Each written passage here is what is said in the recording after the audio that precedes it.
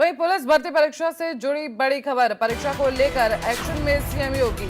STF के radar पर 1541 अपराधी, सॉल्वर गैंग में लिप्त अपराधियों पर नजर।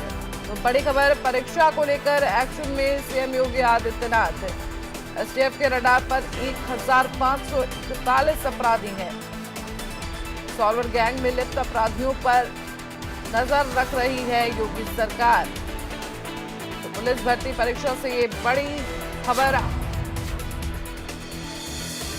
पुलिस भर्ती परीक्षा से जुड़ी बड़ी खबर आ रही है। परीक्षा को लेकर एक्शन में सीएम योगी आदित्यनाथ। एसटीएफ के रडार पर 1541 अपराधी, इन पर नजर रखी जा रही है।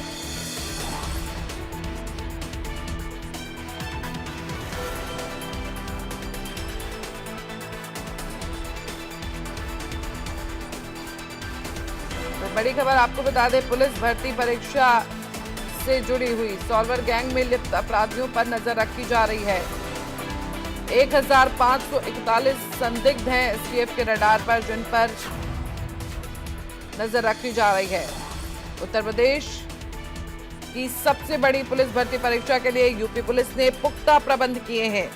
यूपी पुलिस के साथ ही एसटीएफ को भी लगाया गया है ताकि किसी प्रकार की धांधली ना हो।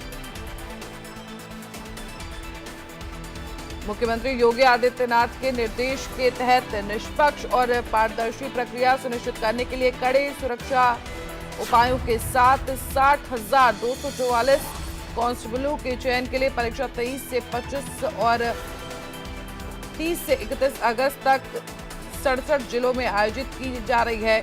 परीक्षा में किसी तरह की धांधली ना हो, इसके लिए यूपी एसटीएफ के रडार पर 1541 संदिग्ध हैं। पहले की परीक्षाओं में पेपर लीक, सॉल्वर गैंग, गड़बड़ी करने वालों पर जिस तरह से निकल कर सामने आया और अब इन पर कड़ी नजर रखी जा रही है। जिला प्रशासन, पुलिस के साथ एसटीएफ भी परीक्षा की सुरक्षा में लगे हुए हैं।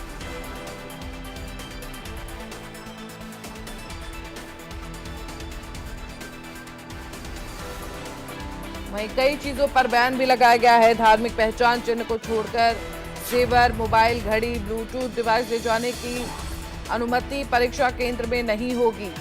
तो पुलिस भर्ती परीक्षा को लेकर एक्शन में है सीएम योगी और इसके लिए कई नियम कानून भी बनाए गए हैं। इसके साथ ही एसटीएफ को भी लगाया गया है। 1541 अपराधी हैं जिन पर नजर रखी जा रही है।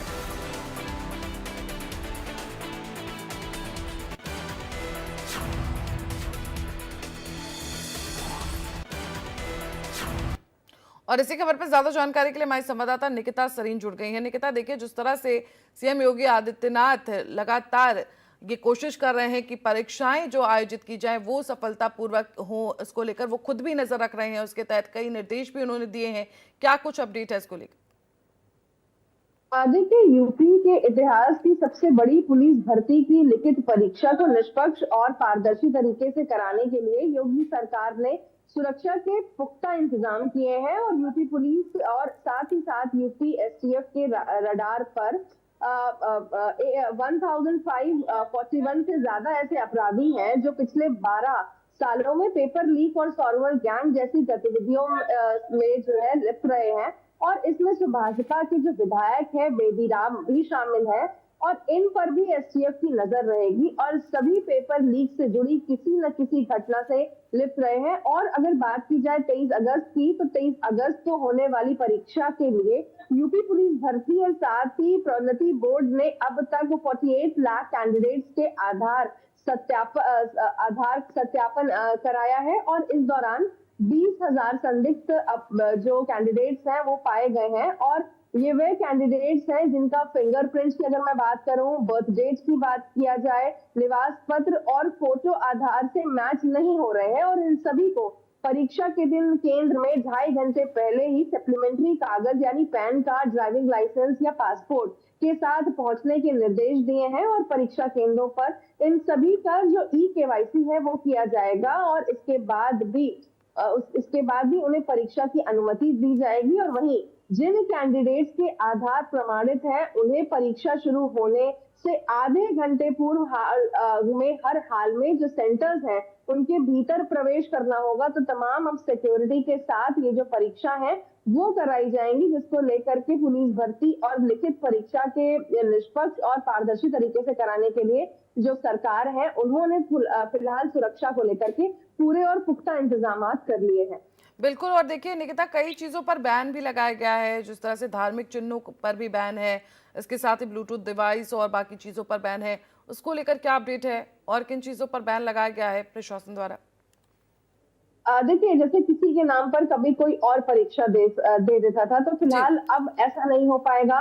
केंद्रों पे लगातार सीसीटीवीज होंगे, उनका जो कार्ड है, एडमिट कार्ड है, वो प्रॉपर तरीके से चेक होगा, उसमें जो कोडिंग है उन्हें स्कैन किया जाएगा और फिलहाल इन सभी पर एसटीएफ की भी नजर रहेंगी और सभी पेपर लीक से जुड़ी किसी घटना में लिप्त रहे हैं और जिस तरीके से अब ये 23 अगस्त को परीक्षा होनी है उसको लेकर के अभी वेरिफिकेशन जो आधार के हैं वो भी कराए गए हैं, जिसमें आपको बता दूं कि लगभग 20,000 संदिग्ध कैंडिडेट्स भी पाए गए हैं और इनके लिए भी अब नए नियम और कानून बता दिए हैं कि ये कैंडिडेट्स हैं जिनके फिंगरप्रिंट्स, डेट ऑफ बर्थ नहीं मैच खा रहे थे और सभी को अब परीक्षा के दिन जो सेंटर्स हैं उस पे 2.5 घंटे पहले सप्लीमेंट्री कागज यानी कि अपने पैन कार्ड और ड्राइविंग लाइसेंस के साथ पहुंचने के निर्देश दिए हैं। तो इस बार सरकार कोई कोताही नहीं बरतना चाह रही है और प्रॉपर तरीके से ये परीक्षाएं हो। सेंटर्स पर सीसीटीवीज हैं, अध्यापक हैं, उनकी भी जो टीचर्स हैं वहां पर, एग्जामिनर्स हैं, उनका भी जो तादाद है